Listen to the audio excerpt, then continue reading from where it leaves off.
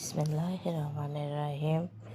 এখানে আমি চিংড়ি মাছ, মসুর ডাল, সাথে আমাদের শীতকালীন সব শাক, পালং শাক নিয়েছি।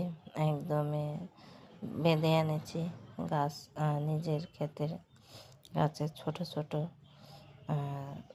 একদম সবুজ সবুজ। তারপর আমি একটা কড়াই নিয়ে সয়াবিন তেল, পেঁয়াজ কুচি দিয়ে ভালো মতো নেড়ে, সাথে চিংড়ি মাছ, লবণ আর রসুন বাটা দিয়েছি। দিয়ে তার সাথে মসুর ডালটাও দিয়ে দিয়েছি। তারপরে হলুদের গুঁড়ি, একটু মরিচ দিয়েছি, কারণ চিংড়ি মাছ আছে। এগুলো ভালো মতো কষিয়ে দেওয়ার জন্য পানিটা বলতে ডাল ধুয়ে ছিল ধোয়ার পানিটাই দিয়ে দিয়েছি। ওটার জন্য নেড়েছে ভালো মতো আমি শুকিয়ে নিয়েছি। নেওয়ার পর হালকা একটু গরম পানি দিয়েছি, দিয়ে রেখে দিয়েছি। পরে আর আমি কোনো পানি এড করিনি, শুধু শাকটা বসায় দিয়েছি।